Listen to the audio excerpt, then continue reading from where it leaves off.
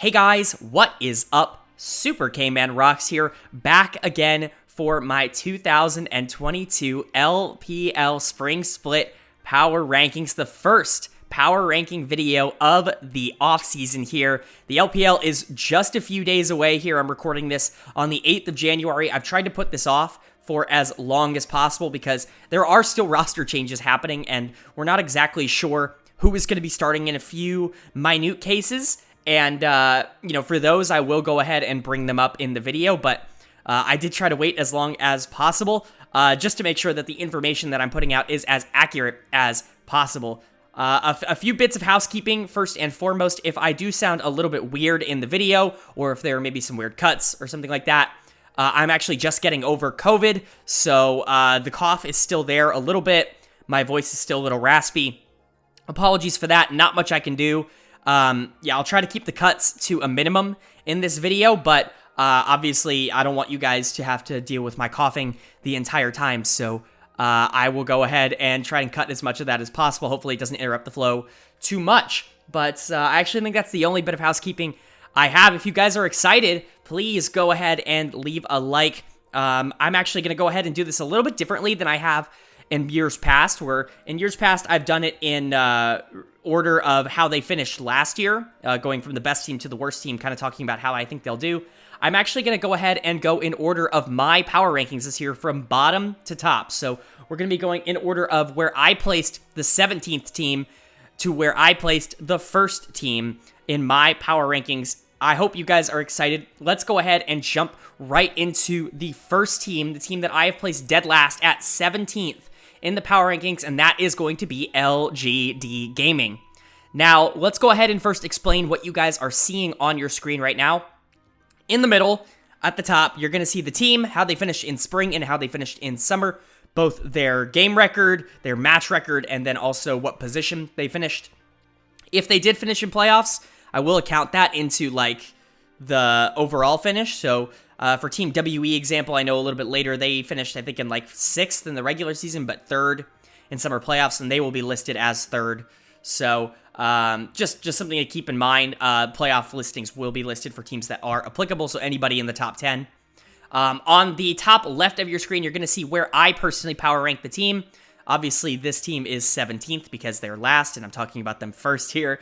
And then on the top right, I did poll a few of my friends in my LPL Discord server, and we kind of came to a little bit of a consensus. I got their power rankings just to kind of see where everybody placed everyone. So as you can see, you're going to see one number here, in this case 16, and then some numbers in parentheses, in this case 16 and 17, and that is going to let you know how high the highest person placed them and how low the lowest person placed them. So the highest ranking that LGD got here was 16 and the lowest was 17. So not very high expectations for this LGD team. You'll also notice next to each player, I have a number. That number is where I personally power rank that player at their position. And this can get a little dicey. I would really, really like you guys to not pay too much attention to that number. I know you guys really do like the power ranking numbers for these players, and so I did go ahead and include them here, but there are, especially in the LPL, a lot of players have very, very similar, I would say, tiers. I would say tiers are more accurate in a description for players in the LPL.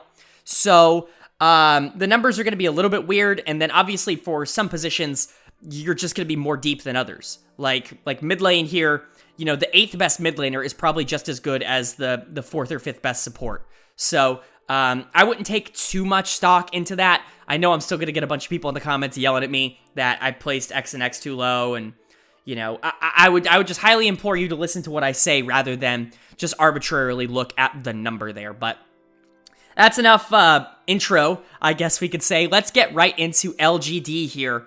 We're going to go from top to support, saying who they have, or who's projected, I should say in this case, to start for LGD.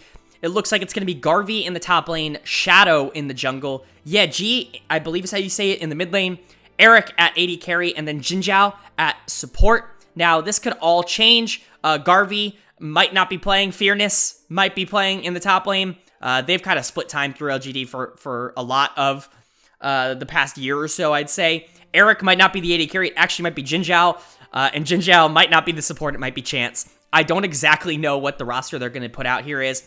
This is the 5 that they put out for Demacia Cup, and so they will be the 5 that I have listed here, and the 5 that I'm going to talk about.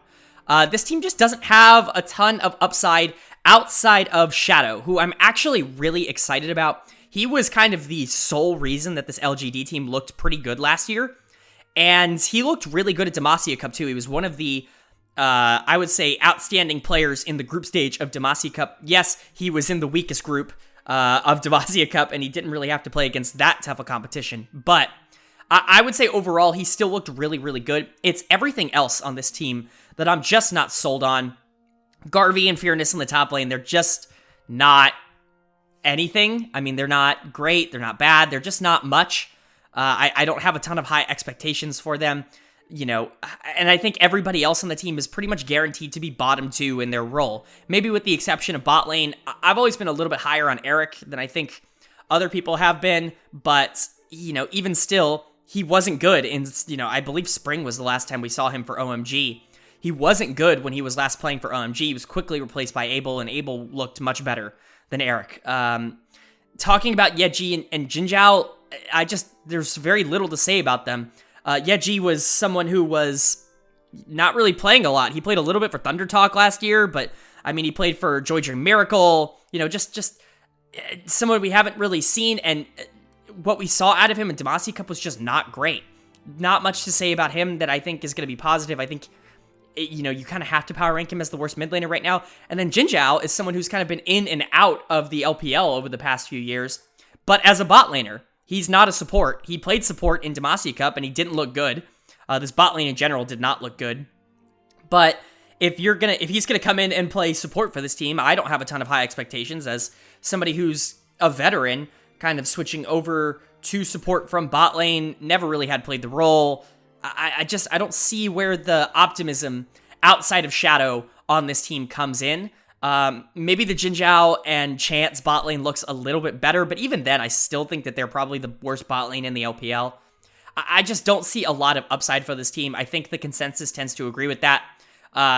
Really, I think most people had them 16 in the consensus, which is fine. I might be a little bit lower. For most other teams in the LPL, I can see a world in which maybe something works and they kind of put some pieces together. I just don't see that here for LGD. I think this is a team without really an identity outside of, well, let's hope and pray that our jungler is pretty good. So, yeah, I mean, for me, it's an easy 17th in the power rankings for them. That's going to bring us into our 16th power ranked team, and that is going to be ThunderTalk Gaming. ThunderTalk TT, just not a ton of excitement, as you could see, both obviously with me power ranking them second to last, and the consensus actually having them as the worst team out of the people that I polled. So let's go over their roster top to bottom. You got New in the top lane, Frigid in the jungle, Captain in the mid lane, and then Puff and Southwind as your bot lane here. I just don't... another team where I think you're lacking a lot of upside. I will make the small caveat here just at the beginning. There are rumors that this team is going after both Chieftain and UCal for jungle and mid, and that would certainly make the team better. I don't think at that point they would be the worst team in the LPL. I don't think they would be a playoff team or anything like that, but I think they'd be much closer to, you know, that 13-14 mark than maybe the 16-17 mark. But obviously that move has not been made yet, so we're going to go as if that move is not happening, as if Frigid and Captain are taking the full year here. So what are the positives? What are you excited about if you're a ThunderTalk fan? Well, Captain is kind of, I don't want to say still a prodigy, but, you know, he was a really highly touted rookie last year coming into the LPL, somebody who had been talked about in the LDL for a long time. I'm not certain that I'm still on that train for Captain. He did not look very good last year. Obviously, he's still young and he still has a chance to grow, but I'm not sure that Captain is kind of this superstar mid lane prospect that I think a lot of people are still kind of expecting him to be. Even still, he probably is this team's biggest chance of being better than this. He's really the only player that I see with a ton of upside. The other ones that you can say, I guess maybe have some, would be Puff and Southwind in the bot lane. Obviously, this is a duo that has played together for a really long time. whether it be on, I believe, Vici Gaming back in the day, or obviously Invictus the past few years, kind of off and on, when they were allowed to actually get in games. I say allowed to get in games because when they were in games, they weren't good. This is, I think that they are going to kind of show that maybe they're not that good this year. They haven't been good for Invictus, but obviously, when you play for Invictus, there could be a multitude of things going wrong for you, which we'll get to later, but I'm not sold on this bot lane as being anything more than, at best, like slightly below average. And I think at worst, they could be really bad. Puff, I am a little bit higher on than Southwind. Southwind kind of plays Thresh, and that's it. We've seen a little bit of Braum from him, but really it's just Thresh. And that's concerning because, people have learned to just ban Thresh, and then he's not so good. He doesn't really have any other playmaking tools. Outside of that, you got New in the top lane, who I'm not excited about anymore. He's someone who's kind of bounced around. He was kind of hyped up for a little while, coming in on RNG, played for OMG. At this point, I think we know that he's just kind of a below average top laner. He's not exceptionally bad, but I wouldn't say that he's exceptionally good either. And then Frigid coming up here from the LDL, whatever. What I watched from him wasn't particularly exciting, but I don't imagine ThunderTalk really was in conversations with a lot of the top tier LDL talent. So overall, I would say this team isn't really that exciting. I can definitely see why consensus put them at 17. I think they were a little bit more talented than LGD. I think Shadow on LGD is probably the best of, the 10 players that I have listed here. But I think as a team overall, I would expect the kind of trio of Captain, Puff, and Southwind to get more wins than Shadow and whoever else that they may have. So ThunderTalk comes in a little bit higher for me, but I think, for me at least, those two are clearly the two worst teams in the LPL, and I would expect them to be battling it out for the 17th last place spot over the course of Spring Split. That's going to bring us to our 15th ranked team in our power rankings, and that is going to be Anyone's Legend, formerly Rogue Warriors here in the LPL. They did rebrand to that cute little panda this off-season. They didn't do much else in terms of changing up their team, but they did make one change, I guess. So let's go over their roster from top to support. It's going to be ZDZ in the top lane, Xiaohao in the jungle, Maple in the mid lane, Betty at AD carry, and Chocho at support. I think the thing I want to say about this is I'm not a fan of the idea of, we didn't do so well last year, so how do we adjust that? Let's not really make any changes. And the one change we make, we're going to bring in a guy who has played in the LPL in the past and hasn't really been that successful.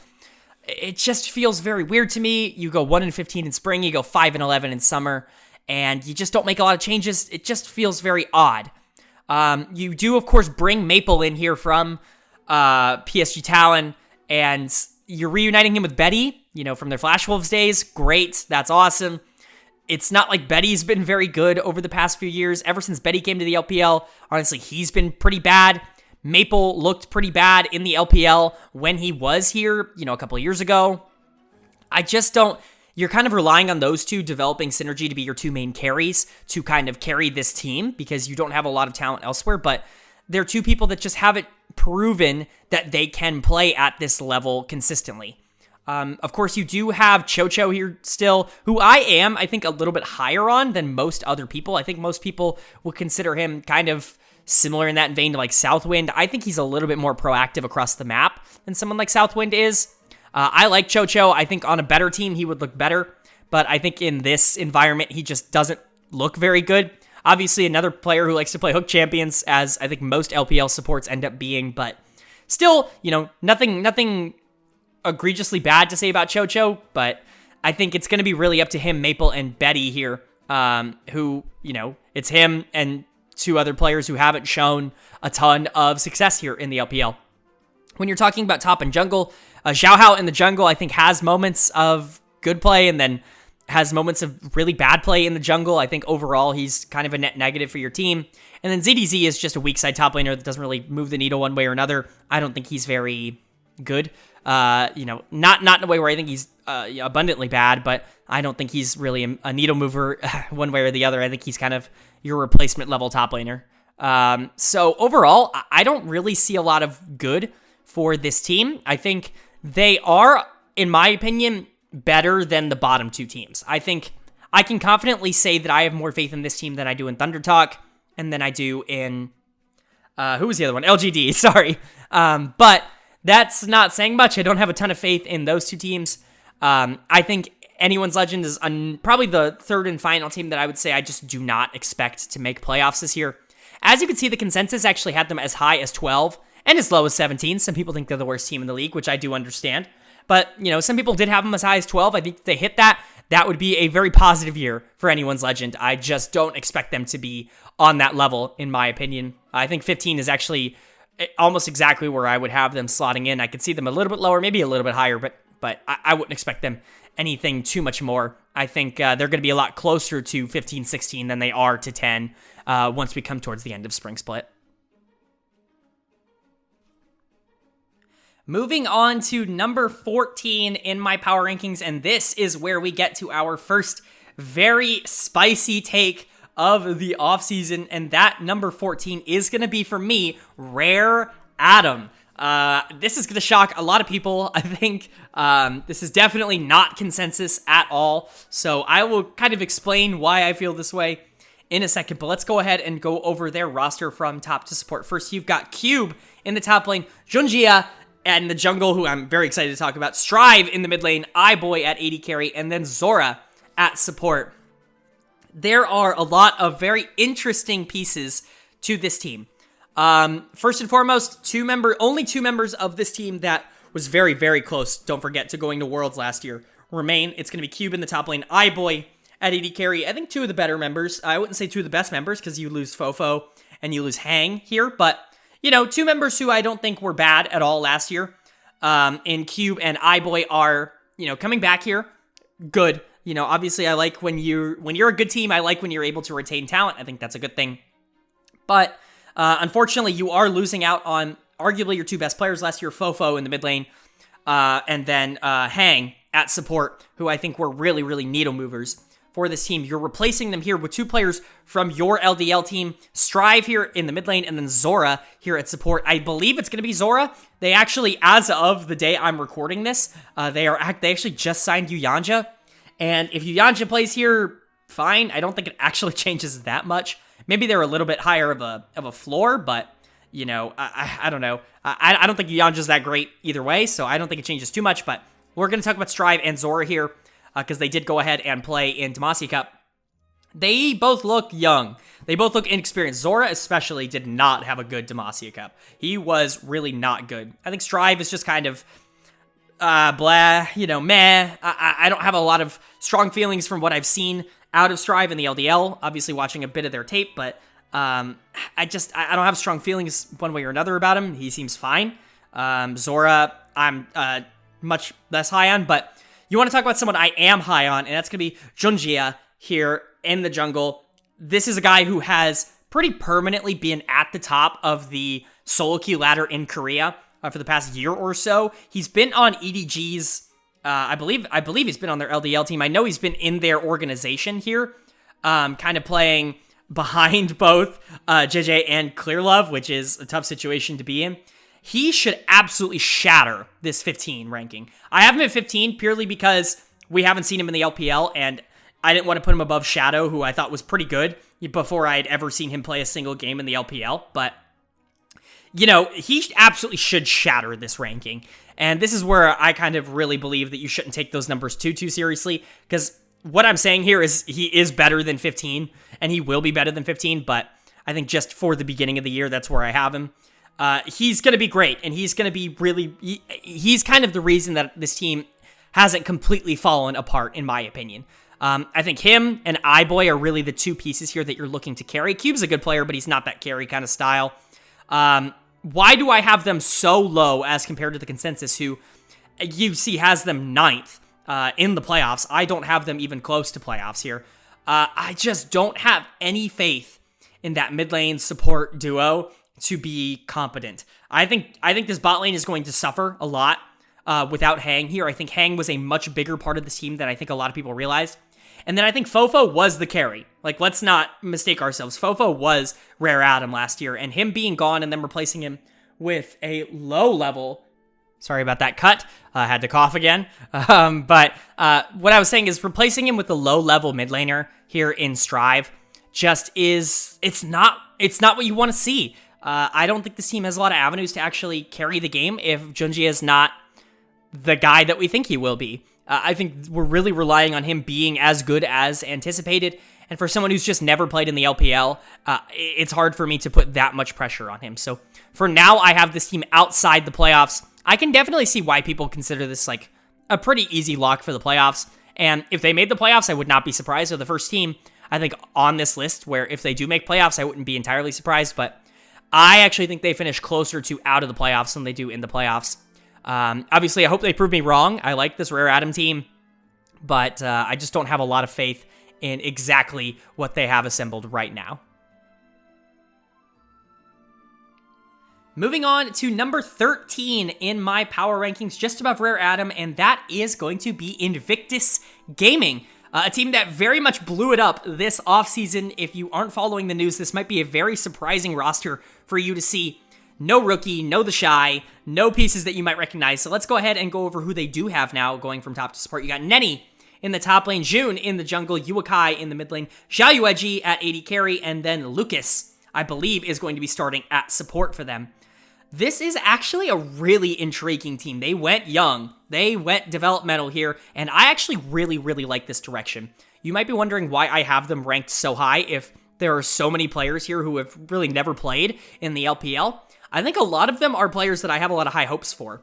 Let's talk about the players who have played in the LPL first here. Let's talk about the guy who I think is going to be anchored as kind of the carry of this team early on, and that's going to be June here in the jungle.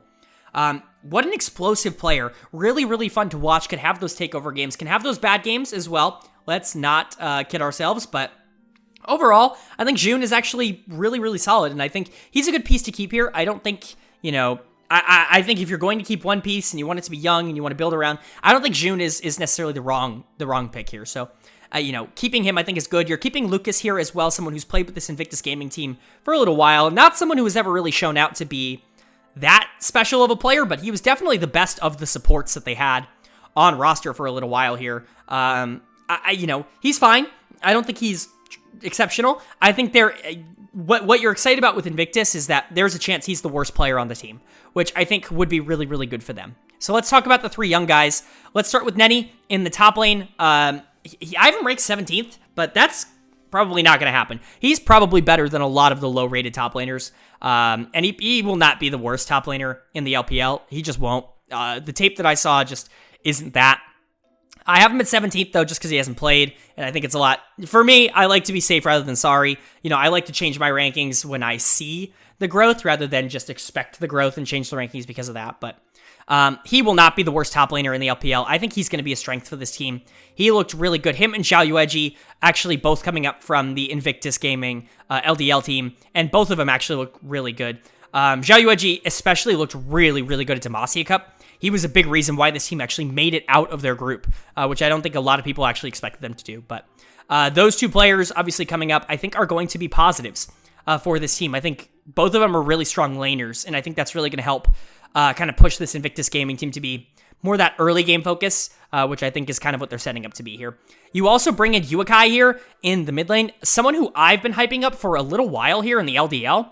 I actually think he's really good, and I think he's going to shock a lot of people with how good he is from day one.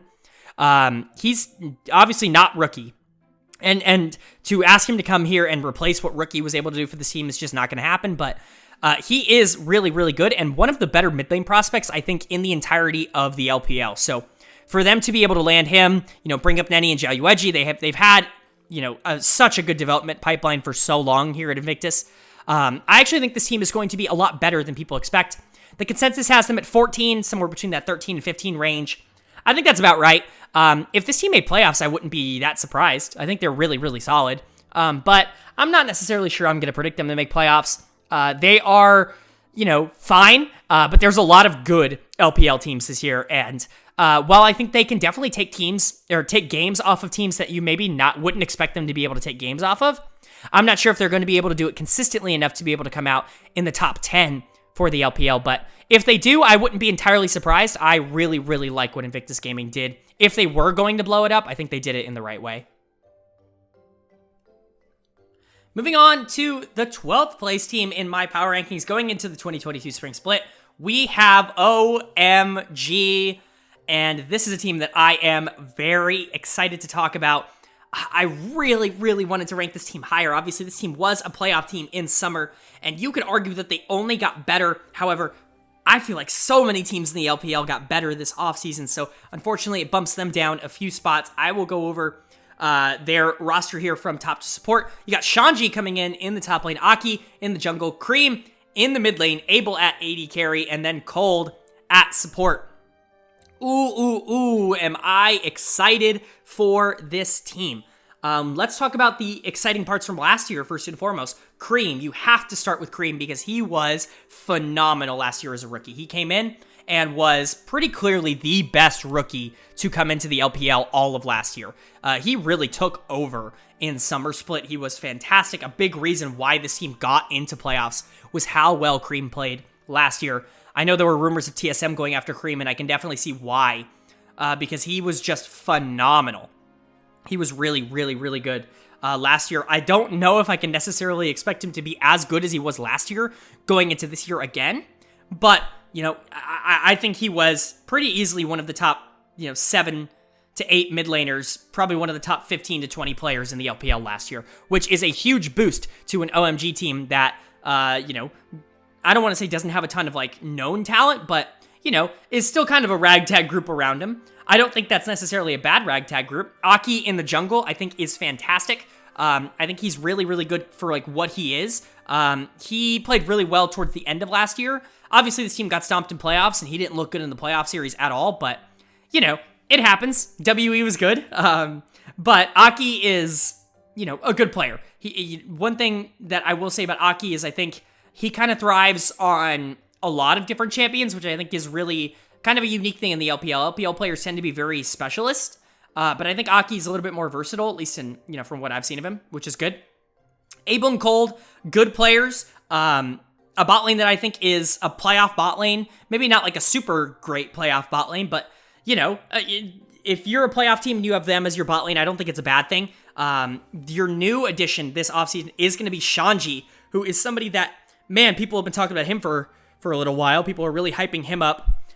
He looked fine in Demacia Cup. I'm still a little bit, I'm going to reserve judgment on Shanji for now. I think, obviously the hype around him is that he's going to come in and be a huge upgrade here and be a really, really good top laner for this OMG team. I'm not in that boat immediately. From what I've seen of his tape, I'm just not quite there right now. Do I think he could get there? Yeah, for sure. I don't have the same kind of hype in him that I have in someone like, Nenny, to just be good immediately. Do I think he has higher upside? Absolutely. I think he has the ability to, which is why, as you can see, he's going to be ranked higher. He's 15. Someone like Nenny on Invictus is 17.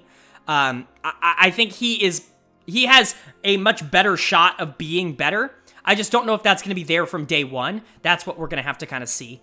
The consensus does have them ranked in the playoffs at 10. So, someone ranked them as high as 7, which I think is, crazy to me. But, there are a lot of pieces on this team to like. If you think that Cream is for real, and, you're bringing in Shanji and he can be everything that is hyped up to be, this bot lane's really stable, this jungle's really stable, I could definitely see this being a really good team. I'm not going to bank my prediction on that. I think that, unfortunately, teams around them just got a little bit better, and so they fall a little bit out of the playoffs here. But if they made playoffs, if they were kind of a dangerous team this year, especially in, the regular season, if they were taking games off of some of the top teams, I would not be surprised. I think they definitely have the talent to do it. I just don't know if they're going to be able to do it consistently enough for me to say that they're one of the better teams. Kind of in a similar boat to how I felt about Invictus. They can beat most teams, I think, but will they do it often? Maybe not. I do think they are in a slight tier above Invictus, at least in my opinion. I think Cream is just that good. He's going to be able to carry this team to some wins that they wouldn't be able to get elsewhere, but outside of that, I'm just, they're good, but I don't know if they're necessarily good enough. that's going to take us into our final power ranking team that I predict to not make the playoffs. And that is going to be Team WE here, coming in at 11th, just outside of the playoff position. Let's go ahead and go over their rankings from top to support, because they did make a lot of changes this offseason. You've got Biubiu in the top lane, Beishang in the jungle. You've got Jie and Shanks in the mid lane, Jing and Stay at AD carry, and then Kadaya at support. A lot happening here. Man, they really blew up this offseason, and obviously it must have been out of their control, but it's just really sad to see a team that they finished third in summer, a team that really was on the cusp of going to Worlds last year, and they really, really just aren't that team anymore. They are retaining one member, potentially two, if you're keeping Shanks as well. And that's just, it's a sad thing to see. So, well, we'll talk about kind of the members that I'm excited about here. Beishang is someone who I have pretty constantly been hyping up over the past 2 years on WE here. I think he is probably the best player on this team still. I think he's going to be relied upon a lot to create advantages for his lanes. And that could be good, that could be bad. I think we're going to be, with Biubiu in the top lane, it's definitely kind of a coin flip, and you're going to be spending a lot of time on that side of the map. But that might be good with how this bot lane ends up turning out. But Beishang is going to be the person that I'm kind of, I would expect they rely on a lot to create early on. The other member you might be retaining here is Shanks in the mid lane. I'm not exactly sure who's playing, Shanks or Jie. They did go ahead and sign Jie. I would expect that they would play Jie if they signed him, but Shanks is probably a better player. The grade I give them of 9th is kind of what I would expect if they both played 50-50, kind of a middle ground of the two. I don't think Jie is as good as 9th. I don't think Shanks is as bad as 9th, so it's going to be somewhere in that range here. But let's say for now that it's Jie, because I think that's probably a little more likely. He did not have a great last year, but obviously this is someone who has played for a while and has shown that he can be a top mid laner in the LPL. He just hasn't been that recently. If he can get back to form, I think him and Beishang could be a really lethal duo here in the top and mid lane. In the mid and jungle. But you obviously bring in Biubiu here in the top lane from BLG. This is, I don't know. I'm not a fan of Biubiu. I've said that on the channel for a little while now. These kinds of players are just players that I think traditionally don't do well in the grand scheme of things in professional League of Legends. And by these kind of players, I mean top laners that really need a lot of jungle assistance, a lot of assistance to get ahead. They are very feast or famine, very Broken Blade-esque, I would say, where if you give them assistance and they get ahead and they can get really strong, they can win you the game by themselves. But if they get behind, they can lose the game by themselves as well. I think Biubiu definitely falls into that mold, and that can be a little bit difficult here because the bottom side of your map is not a strength. You're bringing in Jing, you're also bringing in Stay, two, just very inexperienced bot laners here. You're bringing in Kadaya as well from your LDL team, who looked very bad at Demacia Cup. I do not have high hopes for this bot lane. I know I talked about LGD's bot lane being the worst bot lane in the LPL. I think WE could definitely give them a run for their money as the worst bot lane in the LPL. I just don't see a lot of positives, a lot of upside. I've watched all 3 of their tapes, and I'm not excited about any of them. Jing and Kadaya look like the 2 that they're going to be playing the most here, and those 2, I think, would be the worst bot lane in the LPL. I think Stay is a little bit better than Jing, but not by that much. It's just going to be interesting to see how that works out. It means the attention is going to be going topside, which is good for Biubiu, but if you're relying on Biubiu to win or lose you games, this team is going to be super coin flippy, and that just means that I don't think they're going to be very consistent. That's why I have them just outside of the playoffs. The consensus had them as high as 11, so nobody actually had them as a playoff team, but they had them as low as 14, which I can definitely see. If this team becomes super coin flippy and just kind of gets on that losing streak, I could see this team just not winning at all. I do think they have a little bit too much talent for me to really say that they're going to be that. But, I think Beishang's really good. I think Jie and Shanks are fine. Biubiu is a talented top laner. He just needs those advantages. I think they have a little bit too much talent for me to say that they're lower than, a team like maybe Invictus. But I do think that they are a good, they're a good candidate to really be a fall off from last year. I wouldn't expect this team to make playoffs. If they did, I wouldn't be super shocked. I guess if things came together. But honestly, I would be more surprised if they made playoffs than someone like OMG. I just think they have a little bit higher of a floor with players like Beishang and GA overall. So do I think they're a playoff team? Probably not. Could they make it? Yeah.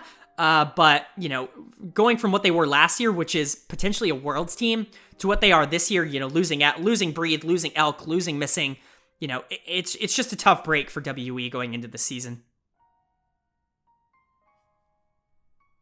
That's going to go ahead and take us to our 10th ranked team in the power rankings, our first playoff team, and that for me is going to be Ultra Prime. Now, a lot of people might be surprised by this, but I do believe that there is a tier gap in between the 11th best team and the 10th best team. I believe the top 10 in the LPL are the 10 teams that I very much would expect to make playoffs. And Ultra Prime being in there might surprise a few people, but I will go ahead and explain why. So let's go over their roster from top to support. In the top lane, it's going to be Elias. In the jungle, Hacker. In the mid lane, it's Cryan. Bot laner is Elk, and support is Xiaoxi. Now, they have a lot of really, really solid pieces here. They're maintaining 2 players from an Ultra Prime team that, while it wasn't so good last year, it did get better throughout the year. They're keeping Hacker and Xiaoxi, 2 players that I think are clearly the 2 best players on this team from last year. 2 players who I actually have rated rather highly, at least in my opinion. I think they're pretty decent players. Xiaoxi especially, I think, is a little bit underrated at this point, but Hacker's good too. And then you go ahead and bring in 2 of the better players from last year. Elk, especially here in the bot lane, was phenomenal for WE last year. A big reason why that team ended up finishing so well in the regular season. And he had a pretty good playoffs as well. You bring Cryan in from RNG, a mid laner who made the quarterfinals of Worlds this year. So definitely not someone to sneeze at there as well.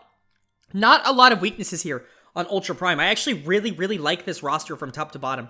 Elias is a little bit of a weak point, in my opinion, for this team. He wasn't really that good last year. Someone who I don't have a ton of high expectations for, especially. But I think there's more than enough talent on this roster to make up for the fact that maybe top lane is just a tad bit of a weakness. I think Elk is someone who I've talked down on him in the past. Last year, I remember going into the preseason power rankings, I was like, he's a little bit too hit or miss for me. He does like to make those aggressive plays, which isn't always the best as a bot laner, but it's definitely something I've come around on, especially on Elk, who can really solo carry games if he gets ahead. He has that kind of mentality, and I really, really like the way that he transitions his lane leads into late game. He does not sit on leads. He very much wants to push the pressure, which I think is going to be especially important this season with all the new objective bounties. I think sitting on your lead is about as bad as it could possibly be now. You, of course, bring Cryan in as well, where, well, I don't think he is this gigantic improvement. I don't think Cryan is as good as his quarterfinals at Worlds would lead you to believe. He was definitely the weak point of that team. I still think he is a really good mid laner, a top half mid laner here in the LPL. And I think just having him and Elk on this team gives a player like Hacker in the jungle so many more options to actually play through. Cryan is very versatile in what he can actually play. He, I think in the past he's gotten a lot of criticism for his champion pool. I think in 2021 he really solved that issue out. And I think at this point we can pretty much say that Cryan is pretty versatile in what he can play. Elk, not so much. He likes those aggressive AD carries, but obviously he likes to push lane advantages early. It just gives a player like Hacker so many advantages to actually either, counter invade or it gives him a lot of river pressure or just gank lanes. I mean, honestly, whatever he wants to do, he has a lot of options. Xiaoxi, another kind of hook player. We've been talking about those supports a lot recently. Elk obviously coming from one of the best hook players in the LPL in Missing as a support. Going to Xiaoxi here, it's a little bit of a downgrade, but honestly not one that I would say is like too bad.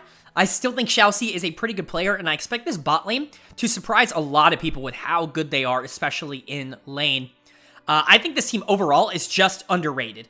I think that there is a real chance that this team finishes better than 10th and surprises a lot of people. The consensus actually has them at 13. They ranked them at highest at 11th, which I just personally disagree with.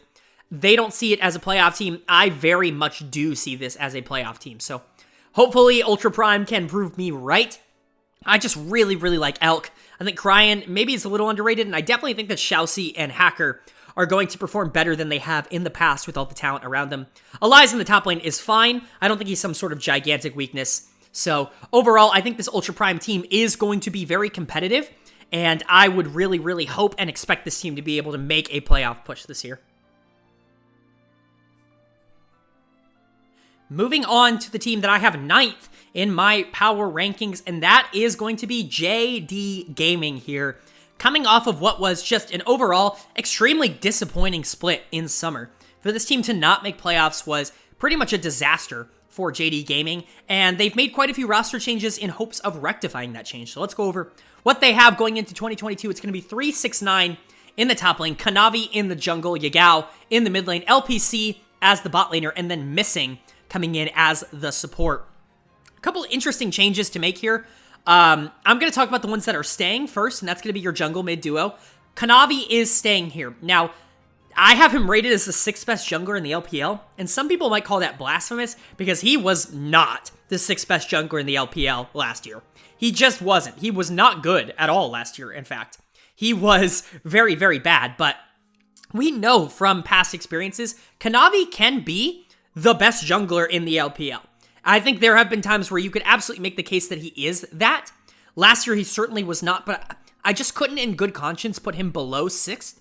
I think coming off of a bad year, he certainly didn't synergize with the team around him for whatever reason. Obviously, there wasn't many changes in JD, but for whatever reason, obviously, the synergy just wasn't there.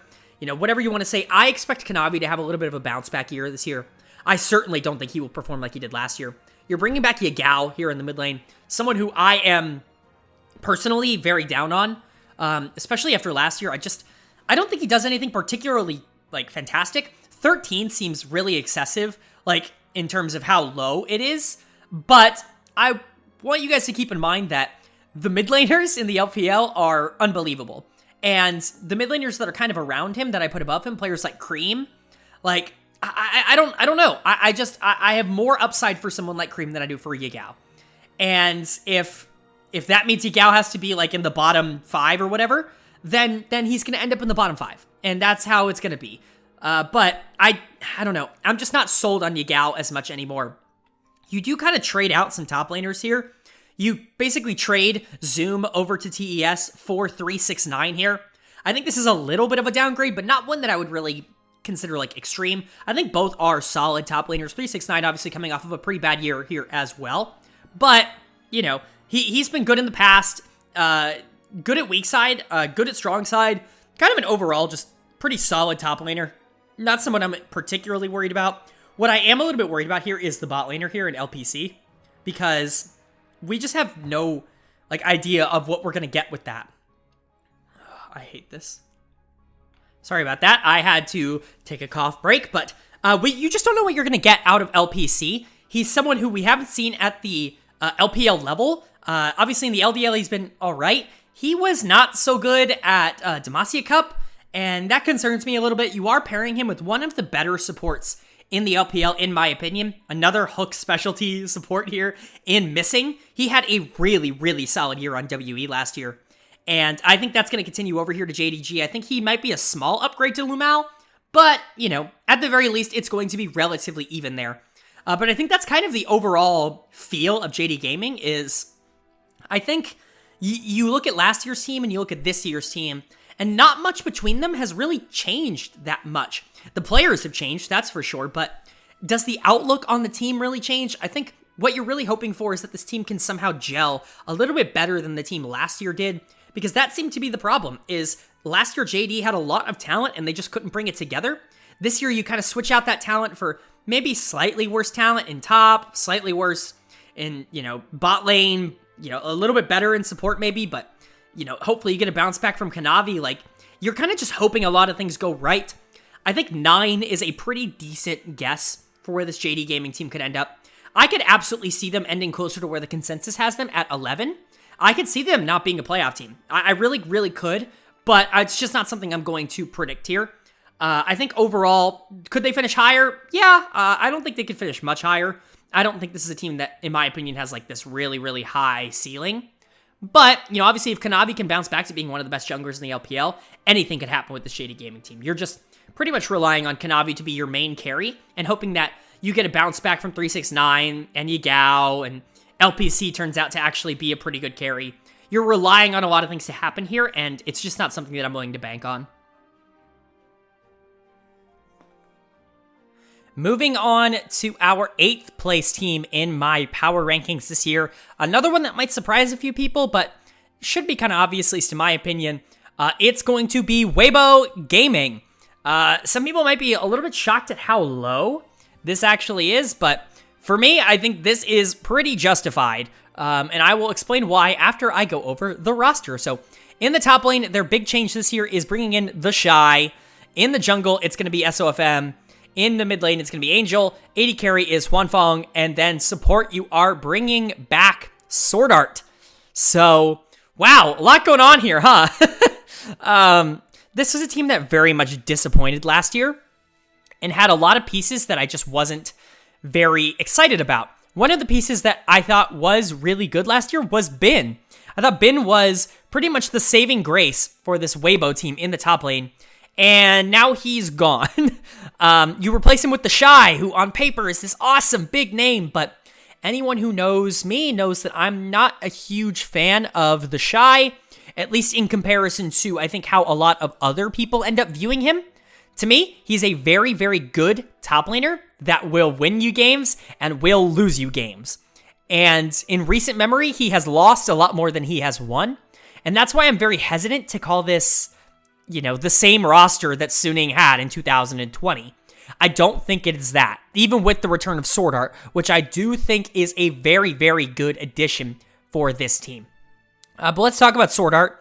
You know, how good could a team be if they have to import from NA? Haha, LOL, jokes. I think Sword Art being back here is really, really good for Weibo. I think he was the voice of this team, and I think you could tell that as soon as he left last year. They lost a lot of shot calling when he was gone. On was just not prepared to fill that void, and Sword Art is now back. And, you know, we've seen his synergy with Huanfeng. We've seen it with SOFM. He's turned both of those players into some of the better players in their positions in the world. Not saying it was just him or anything, but, you know, he did a lot to help with that. And I think we could be getting similar resurgences from those two players this year, especially Huanfeng. I expect that bot lane to actually be really, really good going into this year, even though they may not have been that good last year. SOFM I'm a little bit more concerned about. Obviously, he's much more of that tank-style supportive jungler, and that's fine. I actually think that may work here with the Shy, but it is going to be kind of interesting. He did not have a very good 2021. He very much regressed from his 2020 year, and I think that's a little bit more to the mean than maybe his 2020 was, where he was fantastic. I think it is much more believable that he's around this like 9 to 7 range for junglers. But, you know, maybe he can prove me wrong. Maybe he can be a little bit better than that. I haven't talked about Angel yet. Angel's fine. He has some really good plays. He has good mechanics in teamfights, especially. I'm just worried about his laning phase, and in the LPL, I think laning matters a lot. So, you know, those are my thoughts on Weibo. I think that this team has, overall, an identity at least. I think they're going to be very aggressive. I think, you know, obviously any team with the Shy is going to be aggressive. That's just how they play. But Sword Art loves to play that aggressive style. He loves to shot call in that way. Huanfeng looked way more empowered in Demacia Cup than he did in the LPL last year. He was playing safer last year. This year, I think Sword Art just gives him that level of comfortability that he didn't have last year, and maybe he's going to be willing to make those plays that he wasn't willing to make last year. Angel and SOFM obviously had down years compared to what they normally had last year, but I think both are fine players, and, you know, as your weak links, I think they're really strong weak links. So that's why they come in here at 8th. The consensus has them at 7th. We had them as high as 5th in one of our polls, as low as 9th.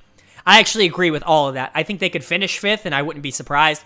They could finish 9th, and I wouldn't be surprised. They could miss playoffs, and I'd be a little bit surprised, actually, if they miss playoffs. But they could miss playoffs, theoretically. This is a team that I wouldn't say is like a guaranteed lock for playoffs. So, you know, I think that 5 to 9, somewhere in that 7 range is going to be right about where they come in. I have them 8th just because I like the team above them just a tad bit more, but I can totally understand putting them at 7th. Overall, you know, I hope this team does well. It's, again, 4/5 of the 2020 World Finalist Suning roster here coming together, and then just adding the Shy, who is one of the more well-known names in the LPL scene. So, you know, I would love if this team could come together. There'd be a great story. There'd be a lot of personality with this team, but for me, they're just kind of below the cusp of teams that I would expect to be like really pushing for a world spot. Moving on to a team that I actually have in a very similar position to Weibo, just slightly better up here at 7th in my power rankings. That is going to be Victory 5 here. And wow, what an overhaul this 0-16 roster made going into this year. None of the players remain. So let's go ahead and talk about who they have now. They have Rich in the top lane, Karsa in the jungle, Rookie in the mid lane, Photic at AD carry, and then our Lord and Savior PP God returning to his home here at Victory 5. Not Ninjas in Pajamas yet, which is a little bit sad. We were hoping we would get some Ninjas in Pajamas rep coming into the spring split. Maybe we'll get it in summer, but they are Victory 5 as of now. Obviously, this team was really bad last year. They were 0-16, but this is not the same team at all. All 5 players are new. Obviously, PP God was on that spring team, but he went to BLG for the summer. Kind of some interesting things here. Let's talk about the parts that I'm very excited about. And I think you have to start with Rookie in that respect. Rookie coming over here to Victory 5 is amazing for this franchise. He is one of the most well-known players in the world. Probably the most well-known player in the LPL, at least. And he is phenomenal. He's still really good. I know Invictus had a down year last year. There was so much turmoil and there were so many things wrong. I think through all of Invictus's downs, Rookie always felt like a positive for that team. And I think moving over to a roster kind of like this one, which has just a lot of talent on it, I would expect a bounce back from Rookie. Some people are going to be surprised that I put him as the 3rd best mid laner because he certainly wasn't that last year. I would be surprised if he wasn't at least like top 3 to 4 in the LPL this year. I just think he's too good, and I think you're surrounding him with a group of people that are pretty much in a perfect position to make him work. I think that starts with Karsa in the jungle, who I think is a phenomenal get, and probably the jungle mid duo that I'm looking forward to most in the world this year is going to be Karsa and Rookie playing together. I think that's going to be really fun to watch. Karsa is, of course, that more supportive, more enabling style jungler, and Rookie is just so mechanically good and has such great macro that he kind of turns those advantages into even bigger advantages. So I really think that this Karsa Rookie duo is going to really surprise, and I don't want to say dominate, but win a lot of games for Victory 5 pretty much by themselves. But they're not the only 2 players on the team. We should talk about everybody else. You're bringing in Rich here from Nongshim over in the LCK, and anyone who knows me knows that I'm not high on Rich. And in fact, I'm very down on Rich. I think Rich was kind of the reason that Nongshim didn't make Worlds last year over Hanwha. And I know that sounds like a very bold statement to make, that one player could be that big of a difference, but I don't think Rich is that good. I think there's a chance he just gets abused here in the LPL, which would be very sad. But also, you know, he's also fine on the weak side. You know, there's a chance that he's just a meh top laner. I don't think he's ever going to be, you know, one of the better top laners in the league or anything like that, but I think there's a chance he comes in as just one of the more meh top laners. This bot lane, though, I think is an incredibly interesting topic to talk about. You got Photic, who's been on the top esports, you know, roster for forever now. He was the guy who was starting on top esports before they went out and picked up Jackie Love. You also bring back in PP God here, who is coming off of a pretty bad year after what was a career breakout year in 2020 for him. You're really hoping that this duo can make it work. And honestly, I have reason to believe that they will. At the very least, Photic, I have some confidence in here. He played phenomenally at Demacia Cup. And quite frankly, he has been absolutely destroying the LDL. I know we've been talking about some LDL players throughout this video. If there's any LDL player whose tape you want to go back and watch, it's Photic. I mean, he just absolutely smurfs through the LDL. He is just so clearly the best player in there that I think him coming up here to the LPL, I would actually expect him to be a pretty good bot laner, one of the better ones from day one. And I think, you know, if you really want PP God to, like, return back to that form, you're going to need that out of him. Man, he was so good in 2020, and he just regressed so much in 2021. And you're hoping you can get that 2020 back here. Obviously, he's back on Victory 5, but, you know, even if you don't get, like, the best version of him, the bad version of him isn't particularly, like, awful. It's just not, you know, at one point we were talking about him as one of the top 5 supports in the world. And he certainly was not that last year. And I think he's probably going to lie somewhere in the middle. which is where I have him here as the 8th best support in the LPL. I think he's going to be fine. He's going to be a positive for the team, but not necessarily someone that's going to be taking over games quite like he was in 2021. Overall, I think this team is really good. I think they're slightly better than Weibo, in my opinion. I have them at 7th. The consensus actually has them flipped. They have Weibo at 7, and they have Victory 5 at 8. They had them at highest at 7th and lowest at 10th. I think that's a little disrespectful, but I do kind of understand it. The weak points here in Rich, Photic, and PP God, you know, I get it. You're a little bit concerned about that, but I think this jungle mid duo is going to absolutely shock people with how good Karsa and Rookie are together. And I think Photic is going to surprise people with how good he is here in the bottom lane.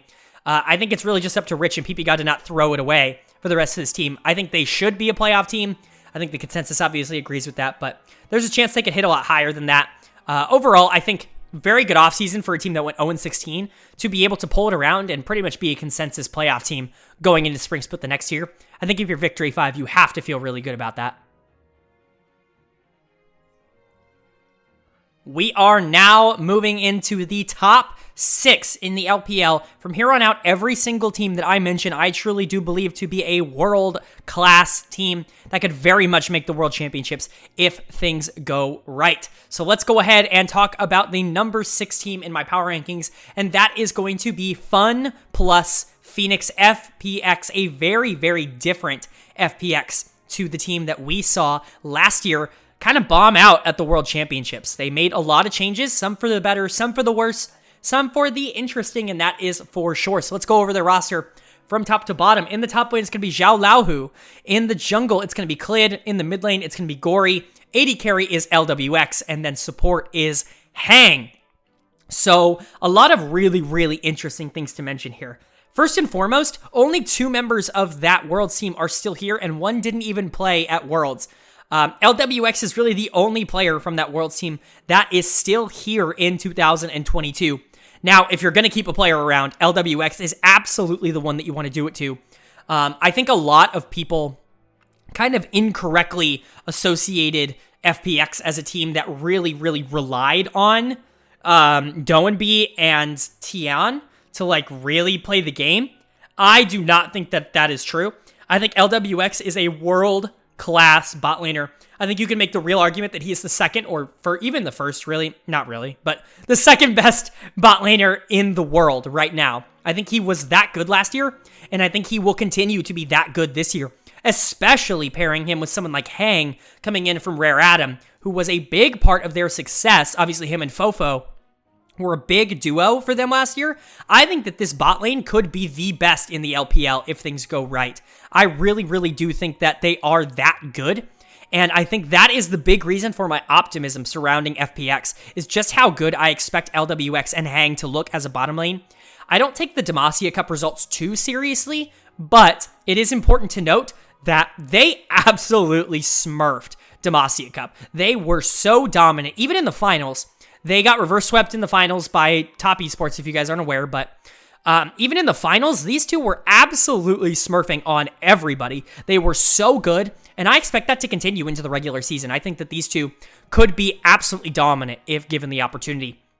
You're bringing in a pair of Koreans in the jungle and mid here, which, it's an interesting duo to bring in, but I don't think it's necessarily a bad thing. You're bringing in Clid here in the jungle, a long-time world-class jungler here, coming in from Gen.G. Had a little bit of a down year last year. Gen.G was kind of I don't want to say a boring team, but they were very non-proactive, and I think Clid was a big reason for that. His style was very slow this past year. That's not to say that he's a bad player. I think he has excellent macro, and I think he is a really, really solid player, but he's definitely going to have to change up his style a little bit if he wants to adapt to the LPL. One person I am a little bit excited about bringing in here is going to be Gory in the mid lane, coming in from Nongshim. He was actually really, really good towards the end half of that season for Nongshim, a big reason why they almost made the World Championships. I think this is a very sneaky addition here for FPX. He wasn't so good in the in Demacia Cup, which is fine, but I actually think he could be a surprisingly good mid laner here for FPX, and he's another reason why maybe I have this team a little bit higher than some other people would generally. But you also still have Zhao Laohu here. He's played a little bit for this FPX team. He's looked good, actually, in the games that he's played. I've actually been kind of impressed, but he's not someone that I have seen enough of to really be super confident that if they're going to go all in on him like they are this year, that he is going to be able to, pull that off, no question. He's going to be fine, no concerns. I still think he is probably going to be the weak point of this team. Luckily for them, I think it's a pretty strong weak point. And as you'll see through the rest of the top 6 here, weak points at this level are some of the lower team's strong points. So I think this team overall is going to be really good, anchored by what could be the best bottom lane in the world if things go right. I think Gory is going to surprise some people with how good he is in the mid lane. And, Clid has been a world-class jungler. I think he's still a really, really solid player.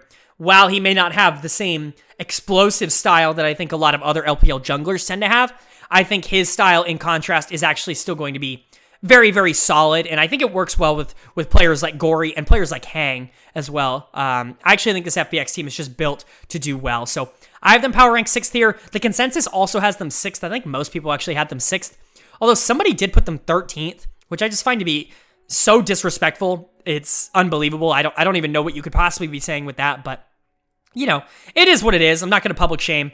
I think that this team is a world's contender. Obviously, they did downgrade from last year. This is not the Doan BTON team from last year, but if you're going to lose 2 of the best players in the region, I think keeping LWX and then adding Hang, Clid, and Gory, I think is about the best that you could probably do. Now, as we move into the top 5 here, we are really getting into elite team territory. Every single team that I mentioned from here on out in the video, I truly do believe could win the LPL in 2022. The top 5 here are really a cut above the rest, and I think we're going to see that from the rosters that they have put together. Unfortunately, coming in 5th here at the bottom of my elite tier, as bad as that could possibly be, is for me going to be Bilibili Gaming, BLG. Some people are going to be really upset that I put this team this low in the power rankings, but I'll go ahead and explain my thought process. But first, let's go ahead and get into what their roster is looking like in 2022. It's going to be Breathe up in the top lane, Weiwei in the jungle, Fofo in the mid lane. Their bot lane is really interesting because at the beginning of the year, it is going to be Doggo starting, but of course, the big addition here is Uzi coming in, and then of course, Crisp at support. What an interesting team. I think this is pretty easy candidate for the biggest upgraded roster going from 2021 to 2022. This is a team that was kind of middling in 2021. They will not be middling in 2022. That is for sure. So let's go ahead and start talking about where I like this team. And where I like this team is pretty much everywhere. I think the biggest additions are, of course, going to be Fofo in the mid lane here, coming in from Rare Adam. Basically almost carried Rare Adam into a world spot last year. Made them competitive. They were 3rd in the regular season in the LPL last year or last summer. He was phenomenal in the MVP conversation for sure. He's going to come in and probably be this team's best player.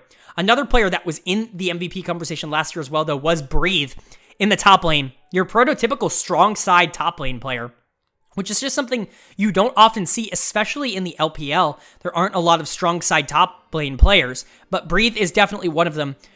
He was phenomenal last year for WE with assistance. He is someone who I have kind of hitched my flag to for the past few years as an underrated player, someone who has definitely been a lot better than the credit he has gotten. And finally, he got that credit last year in 2021. He is one of the best top laners in the world, and he has been for a while. And then bringing in Crisp here at support was really, really solid last year. Part of what, in my opinion, was the most underrated bot lane in the world at FPX of LWX and Crisp. They were really, really good. Crisp obviously being tempted into this role by Uzi joining. But let's go ahead and talk about that bot lane position. I have Doggo listed there right now, but that's because we know that Doggo is the one that is going to be starting the season. Uzi never plays before Chinese New Year, so we know at the very least Doggo will be starting the year. I don't know if that means that Uzi will be playing more after Chinese New Year, but these are 2 players that are very, very intriguing. We'll talk about Doggo first. Talk about a guy who just made his name on the international level last year, both at MSI and then again at the World Championships, was really the driving force for Beyond Gaming at Worlds, a team that was thoroughly outclassed in almost every way. Doggo kept them competitive in the play-in games and looked really, really solid doing so. And I think that is a big reason why a team like BLG was willing to take a flyer and bring him in to kind of be a substitute for Uzi, who is one of the most, probably the most well-known League player to ever play in the LPL. So, but let's talk about Uzi. Uzi coming in here, obviously, you'll see that I have the position ranked 7th in the LPL. That to me is a combination of Doggo and Uzi. I think Uzi's probably a little bit better than 7th, obviously. But I think if you're expecting kind of the combination of those two, it's going to be somewhere around there, in my opinion. Uzi's good. We don't know how good, though, because he hasn't played in a year. Obviously, he retired last year, didn't play all of last year, is coming out of retirement this year to play for BLG. I don't want to say this is another Clearlove situation, but don't forget, last year for EDG, Clearlove came out of retirement to play jungle for EDG, didn't play at all in the year because JJ was just too good. I'm not saying Doggo is going to be that for BLG here, but I am saying it is something to keep in mind that it could be a possibility for this team. Either way, this bot lane should be really good. Doggo and Crisp alone should be a very good bot lane. They didn't necessarily show that at Demacia Cup, but I'm not super duper worried about that. I think this team is going to eventually gel. Where I am a little bit concerned about this team, at least in my opinion, is going to be Weiwei in the jungle. And I know people are really, really high on Weiwei. I'm not necessarily in that camp of just being super high on him. I do think he is fine. I think he's a good jungler, and I think he creates advantages, but I don't think he's the same kind of jungler that you're going to be getting in the other 4 of the elite level teams here. And I think jungle as a position is kind of the position where you need that elite level player the most. And to me, this is just kind of the weak point of the team. If you want to talk about stylistically, I could definitely see some issues here. Pretty much everyone on this team is used to having resources to carry. Breathe is one of the most resource-dependent top laners that I know. Not in a bad way. He does great with them. And he's not terrible without them. He always got them on WE. Fofo, another guy who they just put pretty much everything into on Rare Atom last year. Obviously, Uzi is someone who's notoriously had jungle attention throughout the years on RNG. So it'll be interesting to see how this team actually divvies up its jungle attention with Weiwei. Because somebody's going to have to play weak side. And I don't know at the moment who that exactly is going to be. Do I trust this team to figure it out? Yeah, that's why I have them in the top 5 here. That's why I have them as elite. But for me, they have the most question marks of any of the elite teams, and so I unfortunately have them at the bottom of that tier. The consensus has them at 4th, which I totally understand. We had them as high as 2nd, and then as low as 5th. I think if they finish 2nd, that is a huge, huge finish for this team. And obviously, I have them closer to that 5th ranking, but, this team could win the LPL if things work out. If Uzi comes back and is Uzi, is the best bot laner of all time. Breathe, is the best top laner in the LPL. If Fofo is one of the best mid laners in the LPL, this really could be a team that wins the LPL really easily. I just don't know. I think a lot would have to kind of be proven right for me to really believe in that. Do I think it's possible? Yes. Would I expect it to happen? Probably not. But either way, this team is going to be elite in every sense of the word, and they are going to really, really prove that, I think, come spring. Moving on to my 4th team in my power rankings for the 2022 LPL Spring Split. It's going to be LNG Esports coming in here. Wow, a lot of changes and a lot of additions, a lot of fun additions were made here for LNG. Let's go ahead and talk about them, shall we?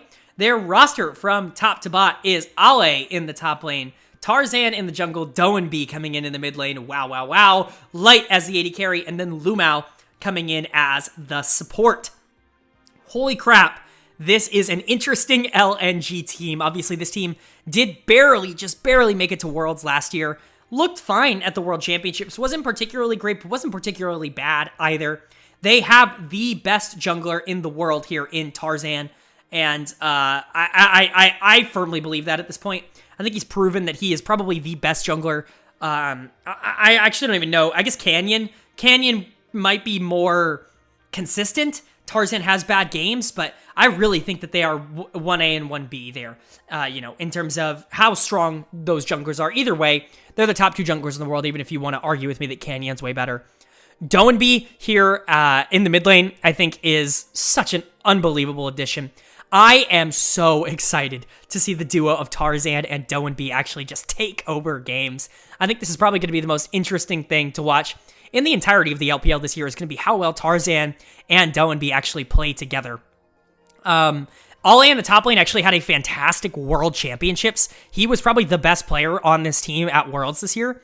And you really, really hope that that can carry over into the LPL. He was good in the LPL, but he was kind of on another level in terms of his laning prowess at Worlds this year. If he can carry that momentum into this year, that top side for LNG could be the best in the LPL. And I think that would be really, really, really scary to play against. But of course, because they're not number one, they do have a weakness. And for me, that weakness is going to be the bot lane for this team. I'm a little bit concerned about how Light and Lumao are going to play together. And even how they play separate. Light is not someone who I think is particularly unbelievable. He would not be someone that I would consider an elite level AD carry, but he is going to be on this elite level team. Lumao at one point definitely was that elite level support, but he really took a step back for LGD Gaming in 2021, as did most of that team. I am concerned that this bot lane is going to be a weak point for an LNG team that really, really wants to contend for a championship. And as you can see with some of these LPL teams, weak points just don't... You can't have weak points. You just can't have weak points and expect to still be a contender. You have to basically be perfect to look to contend. And I'm not saying this team can't contend. I'm just saying that this bot lane really is going to have to step up if they want to do that. I would expect a lot of attention either mid or bot, depending on how this team wants to play. If they want to completely play around Doenby, I completely understand, Tarzan and Doenby kind of playing together. But I could also see a lot of four-man plays going bot, Doenby obviously being very selfless as a mid laner, Tarzan being one of the best gankers in the world. I could see a lot of Doenby and Tarzan trying to get Light ahead, because he is a pretty good late-game carry. I just worry a little bit about the laning presence that Light and Lumao will have here. Of course, they still do have a Wandy on this roster, their support from last year. I think if Lumao struggles early, I would expect that change to be made rather quickly. We know that Light and Wandy work to an extent, and I think you could make the case that Wandy is better than Lumao. At least he was last year, so it'll be interesting to see the direction they go with that. Either way, this LNG team looks to be really, really solid. God, I can't wait to watch Tarzan and Doenby play together. I hope Allah can carry over that momentum. This team really, really could win the LPL. The consensus has them at third, as high as second, as low as fifth. I think 2 to 5 are pretty interchangeable, at least in my opinion. But overall, I think this team is going to really, really, really dominate in that early to mid game time frame. It's just about, do they have the leads to be able to translate that? And that's really going to be up to whether bot lane can get those or not. So, fingers crossed. I love LNG. I love this roster. I cannot wait to watch it. Doenby and Tarzan are going to be an absolute treat. But can the rest of the roster live up to that potential?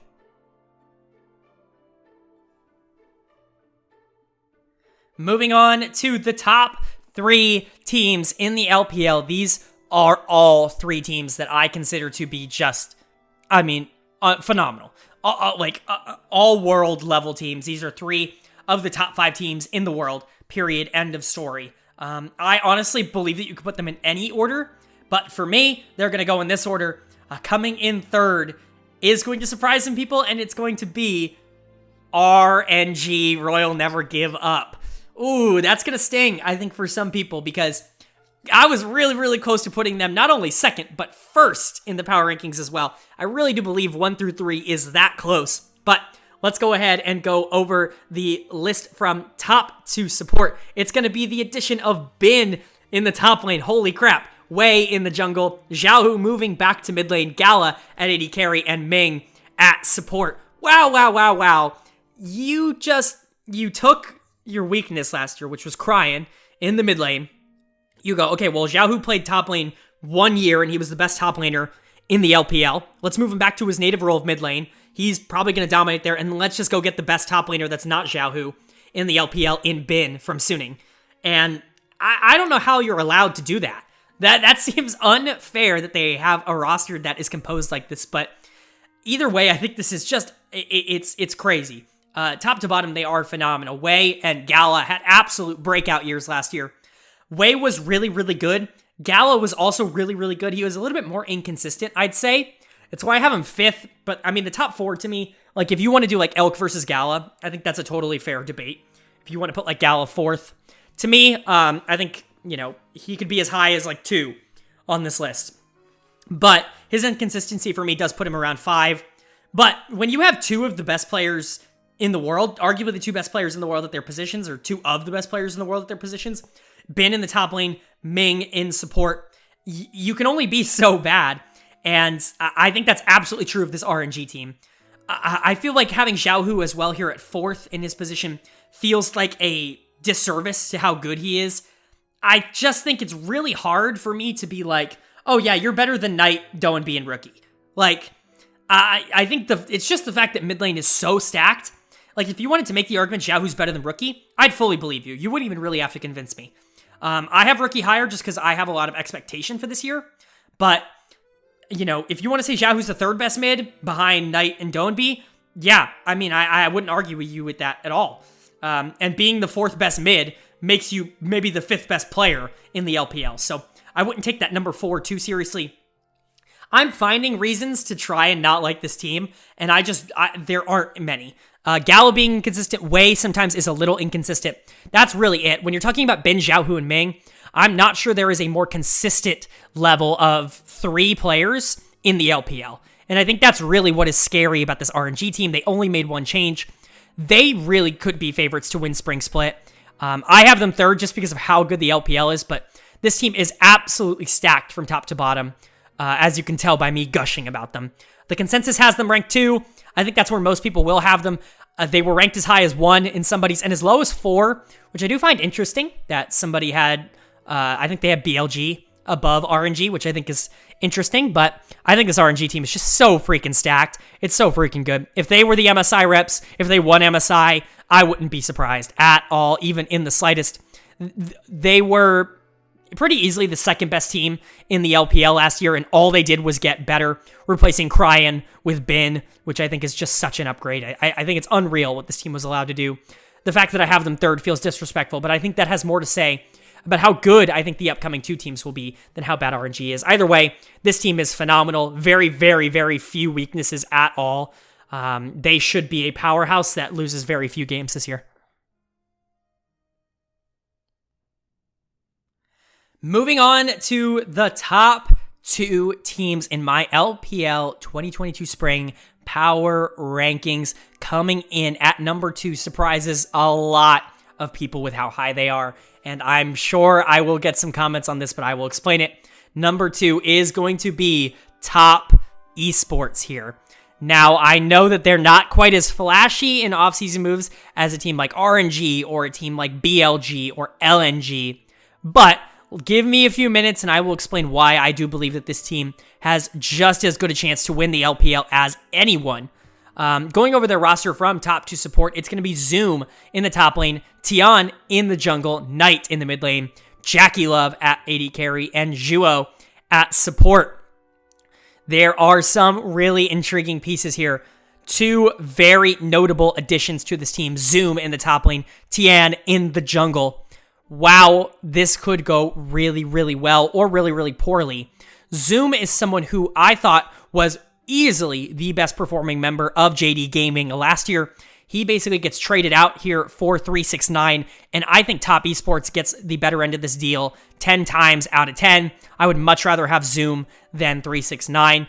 Zoom, you know, he is that carry style player, and sometimes that can work, sometimes that can't work, but I actually am really intrigued to see how they deal with this kind of pressure coming into the top lane. And then you bring in Tian here. Tian, I'm going to say it both ways because I'm inconsistent and people are going to get mad at me either way. You bring in Tian here in the jungle, Knight's former Suning mate here. You reunite that jungle mid duo here. I know a lot of people are worried about the health issues, but man, when he is playing, he is phenomenal. He is so, so good. He is everything that you want in a jungler and more. I have him ranked 5th just because of health issues. You could realistically place him 2nd, I think, is in terms of like the second best jungler in the LPL. I do think he is that good. And then the bot lane, you want to talk about inconsistency. Jackie Love and Zhuo are the pinnacle of inconsistency. Jackie Love especially, he has games where he is the best player in the world, and he has games where he is a bottom 3 AD carry in the LPL. And you really, really hope that you get the best out of Jackie Love. What I am seeing out of him this year, though, his performance at Demacia Cup was enough for me to be like, man, he's really been working, because he looked so, so, so good at Demacia Cup. And him and Zhuo worked together really, really well. Not so much last year. Zhuo, I'm still a little bit down on, but I think something about this team just really makes me believe. For me, in my personal opinion, I'll talk about Knight here. Knight is the best player in the LPL. I believe that. I think even last year, when you would consider Knight to have a down year, I think you could have made the case that maybe outside of Doenby, he was the best player in the LPL. I think Knight is just phenomenal. He is everything that you want in a player. He's one of the best laners in the world. He's a great team fighter. He does roam. It's not like he's some stationary player. He's not, I'm not going to say Chovy, because it's not like Chovy does that either, but, Chovy has that reputation of kind of just playing for himself. I think Knight does play for the team, and I think adding Tion here definitely helps with that. These two obviously having a connection from their Suning days in the past. I don't see three stronger lanes in the LPL. I really don't. I think Zoom, Knight, and Jackie Love could be the three best pure laners in the LPL, maybe outside of RNG. I don't know. But even then, I would take Jackie Love over Gala. More so than I would take Bin over Zoom. So I think that's why I have top so high, is I think just the mechanical skill of this team is so extraordinary. I think none of them really need jungle assistance. That's kind of the difference between this and like BLG, in my opinion, is BLG, I think, is a lot of players that are used to jungle assistance. I don't think anybody here really needs jungle assistance. They're all very confident in their ability to win 2v2 or 1v1. And I think that's what makes them so scary. If they can learn how to transition their leads into late game, I don't really see this team being able to be beaten in a very easy manner by anyone in the world. But that's just my opinion. The consensus definitely disagrees with me. They have them 5th, which I think is astronomically low in my opinion. At least they have them in that little top 5 kind of brigade here. As high as 2nd, as low as 6th, which very much surprises me. But I expect this team to be shockingly good this year, and a team that I think, in a couple months' time, we very much could be talking about as the favorites to win MSI if things go right. And finally, as you could probably guess, coming in at number 1, my pick to win the LPL Spring Split in 2022 and go to MSI is going to be your defending world champions, Edward Gaming, EDG. This team is just so perfectly constructed. Going from top to support might sound a little bit familiar because they are actually the only team in the LPL who didn't change a single member from their team in 2021. And considering the fact they won the World Championships, I'd say that's a pretty good decision to make. But going over the roster, it's going to be Flandre in the top lane, JJ in the jungle, Scout in the mid lane, Viper at AD carry, and then Mako as the support. Holy crap. They are really, really good. They have world-class players at every single position. They don't really have a weakness. I think there's a reason that this team is pretty much perennially ranked as the number 1 team in the power rankings. They also have the synergy. This is a team that just won the World Championships with these 5 exact players.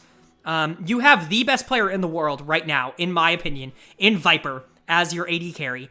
I think last year he proved that he is, at the moment, going into 2022, the best player in the world. I mean, you could make the Showmaker argument. I'd listen. You can make the Canyon argument. I'd listen. But for me, Viper is that good. And I really do believe that. And then you continue that up with probably the best support, at least last year, in Mako. He was the best support at Worlds. That's no question. This bot lane was astronomically, destructive at Worlds. I'm just using words that I normally wouldn't because they're that good. Viper and Mako as a duo is scary, scary good. They showed it on the international level. They even showed it domestically as well. It's not like this team didn't just come and win summer. So, yeah, I think this bot lane is the best in the world. I think pretty much anybody at this point has to dethrone them before I believe anything else. Speaking about the rest, JJ finally coming out of Clear Love's shadow last year, really proving to the world that he himself is one of the best junglers. It's not just this EDG system. He is fantastic. I mean, he had a great year, especially in playoffs, like domestic playoffs. He was a huge reason why this team actually won the LPL in summer last year. He was phenomenal for them. You have Scout, who's just this long-time anchor in the mid lane. Well, he's not this like standout player. He's not, this hyper carry like Viper is.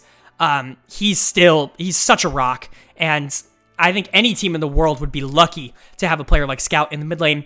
Flandre in the top lane, I was very close to putting him in my top 3 for top laners. He does have that takeover mentality, and he has the skill to back it up too. What weakness does this team have? It doesn't have one. It really doesn't. Nobody on this team is bad. They're all phenomenal. The big advantage that EDG had over every team last year was how good their team fighting was. I expect that to be even more so this year with rosters shuffled around. They get to keep their team fighting synergy. Everybody else has to relearn it. They could be incredibly dominant in Spring Split. And I would expect that to happen. I think that they're going to be phenomenal. The consensus has them at number 1. The lowest anyone placed them was number 2. And even then, only one person placed them at number 2. This is, by all accounts, the favorite to win the LPL by pretty much everybody. The consensus favorite to win the LPL by pretty much everybody. So they have a lot of hype on their wagon, a lot of pressure on their shoulders. But if any team can really pull it off, I'd say it's one that just won the World Championship. So expect this team to just continue its reign of dominance going into 2022. That's going to go ahead and do it for my power rankings going into the 2022 LPL Spring Split. All 17 teams detailed, power ranked, explained, all that jazz. If you guys enjoyed this video, it would do me a lot of favors if you could just like it, comment, subscribe. I put a lot of effort into these videos. Obviously, a lot of research goes into not only watching all the games from last year, watching LDL, but writing the scripts, making the graphics, all that kind of editing the video, all that kind of stuff. It would do me a lot if you guys would go ahead and like, comment, and subscribe. If you guys have any differences in anything that I said, of course, I love having conversations with you guys down in the comment section below. Please go ahead and leave your opinions down there. I'm happy to talk it out with you. On the screen, it right now is going to be where I power ranked all the players in terms of their position. All of that's going to be listed on the screen right now, so you can go ahead and pause if you want to take a look at that. It's been up there. And then transitioning now is going to be my team power rankings. But yeah, guys, I can't thank you enough for the support that you guys have shown the channel. I'm going to be excited to start doing LPL weekly analysis and recaps again. Of course, the other region previews are going to be coming out for the offseason as well, just a couple days before their season kicks off as well. So expect that in the next couple of days as well. But I hope you guys enjoyed the content. I really do appreciate you all, and I will see you all later.